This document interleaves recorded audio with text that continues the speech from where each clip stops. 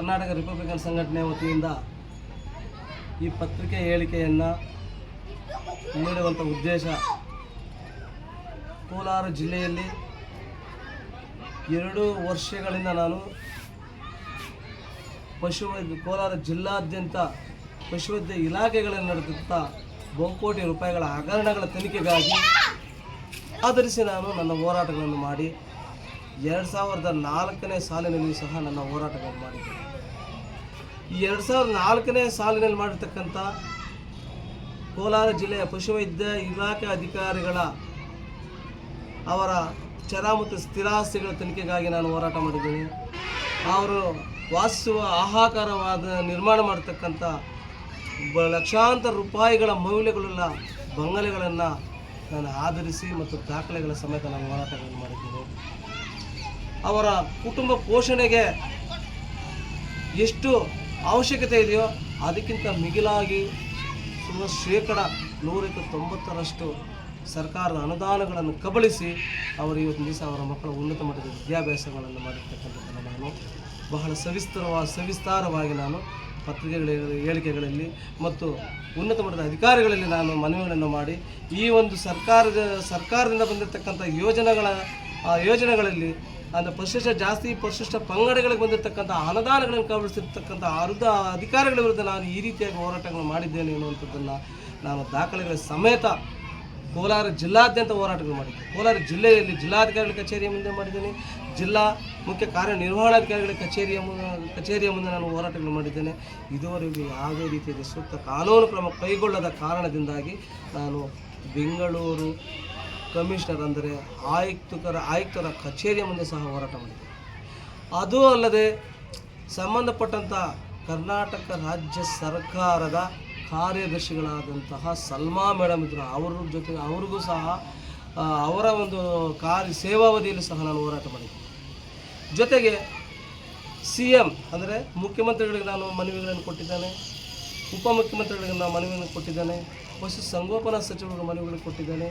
ಆದರೆ ಇದುವರೆಗೂ ಕೋಲಾರ ಜಿಲ್ಲೆಯ ಪಶುವೈದ್ಯ ಇಲಾಖೆ ಅಧಿಕಾರಿಗಳಾದಂತಹ ಹಗರಣಕೋರರ ಅಧಿಕಾರಿಗಳನ್ನು ಇದುವರೆಗೂ ಯಾವುದೇ ರೀತಿಯಾದಂತಹ ಶಿಸ್ತಿನ ಕ್ರಮವೂ ಕೈಗೊಂಡಿಲ್ಲ, ಅವರನ್ನು ಯಾವುದೇ ರೀತಿಯಾದ ದಾಖಲೆಗಳನ್ನು ಪರಿಶೀಲನೆ ಮಾಡಿಲ್ಲ. ಉದ್ದೇಶ ಏನಂತ ಹೇಳಿದ್ರೆ ಇದರ ಹಿಂದೆ ಬಲವಾದಂತಹ ಇಲ್ಲ ರಾಜಕಾರಣಿಗಳ ಪ್ರೇರಣೆ ಇದೆಯಂತನೂ ಗೊತ್ತಿಲ್ಲ, ಇಲ್ಲ ಉನ್ನತ ಮಟ್ಟದ ಅಧಿಕಾರಿಗಳು ಅಧಿಕಾರಿಗಳು ಮಾಡುವಂಥ ಹಗರಣಕೋರರು ಮಾಡಿರ್ತಕ್ಕಂಥ ಅಧಿಕಾರಿಗಳ ಶೇಕಡಾವಾರು ಹಣವನ್ನು ಮಾಸಿಕ ಇಂತಿಷ್ಟು ಹಣವನ್ನು ನಿಗದಿಪಡಿಸಿ ಅದನ್ನು ಏನಾದರೂ ಕಸಿದು ನಮ್ಮ ಮನವಿಗಳನ್ನು ಸ್ಪಂದಿಸಿಲ್ಲ ಅಂತಲೂ ಗೊತ್ತಾಗ್ತಾಯಿಲ್ಲ. ಆದ ಕಾರಣದಿಂದಾಗಿ ಅದು ಜೊತೆಗೆ ಈ ಒಂದು ಅಧಿಕಾರಿಗಳು ಮಹಿಳಾ ಅಧಿಕಾರಿಗಳಾಗಿರ್ಬೋದು ಅಥವಾ ಪುರುಷ ಅಧಿಕಾರಿಗಳಾಗಿರ್ಬೋದು, ಈ ಅಧಿಕಾರಿಗಳು ಆ ಕಚೇರಿಯ ಸಮಯದಲ್ಲಿ ಕಚೇರಿಯ ಸಾರ್ವಜನಿಕರ ಕೆಲಸದ ಸಮಯದಲ್ಲಿ ಇವರು ಇಲ್ಲ ಡ್ರಾಮಾ ಕಂಪನಿಯವರಂತನೂ ಗೊತ್ತಿಲ್ಲ, ನೃತ್ಯಗಳು ಮಾಡ್ತಿದ್ದಾರೆ, ಇಲ್ಲ ಮದ್ಯಪಾನಗಳ ಅಮಲಿನಿಂದ ಮಾಡ್ತಿದ್ದಾರೆ ಅಂತ ಗೊತ್ತಿಲ್ಲ, ಮದ್ಯಪಾನ ಸೇವನೆ ಮಾಡಿದ್ರೆ ಗೊತ್ತಿಲ್ಲ, ಯಾವ ಉದ್ದೇಶಕ್ಕಾಗಿ ಈ ಒಂದು ಮನರಂಜನೆ ಕಾರ್ಯಕ್ರಮಗಳನ್ನು ಸರ್ಕಾರಿ ಕಚೇರಿಗಳಲ್ಲಿ ಮಾಡ್ತಾ ಇದ್ದಾರೆ ಅನ್ನುವಂಥದ್ದನ್ನು ಇದು ಸಹ ತನಿಖೆ ಆಗಬೇಕು ಅಂತ ನಾನು ಈ ಸಂದರ್ಭದಲ್ಲಿ ಹೇಳ್ತಾ ಇದ್ದೀನಿ.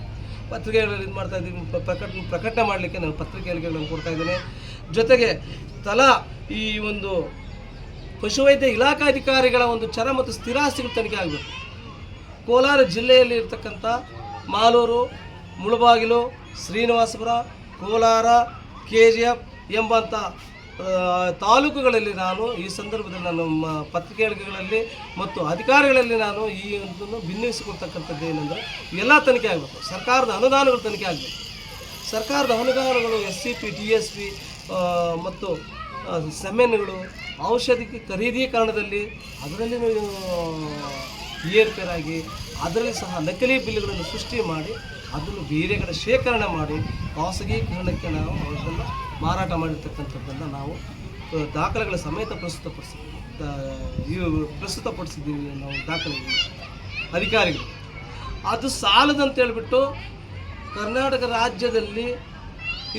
ರಾಜ್ಯದಲ್ಲಿರ್ತಕ್ಕಂಥ ಪಶು ವೈದ್ಯ ಇಲಾಖಾಧಿಕಾರಿಗಳಾದಂತಹ ಹೆಬ್ಬಾಳದಲ್ಲಿ ಈಗಾಗಲೇ 3-4 ಮನವಿಗಳನ್ನು ಕೊಟ್ಟಿದ್ದೇನೆ.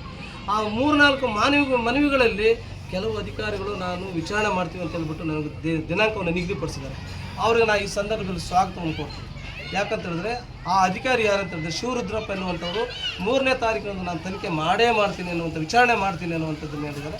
ಆ ವಿಚಾರಣೆ ಮಾಡುವಂಥ ಆ ಅಧಿಕಾರಿಗೆ ನಾನು ಈ ಸಂದರ್ಭದಲ್ಲಿ ನಾನು ಪತ್ರಿಕೆ ಹೇಳಿಕೆಯ ಮೂಲಕ ಅವರಿಗೆ ನಾನು ಸ್ವಾಗತ ಕೊಡ್ತಿದ್ದೇನೆ. ಜೊತೆಗೆ ಅಲ್ಲಿ ಕೆಲವು ಅಧಿಕಾರಿಗಳು ಒಬ್ಬ ಮಂಜುನಾಥ್ ಪಾಳೆಗಾರ್ ಅನ್ನುವಂಥವ್ರು ಕೂಡ ನಾನು ಮನವಿ ಕೊಟ್ಟಿದ್ದೀನಿ.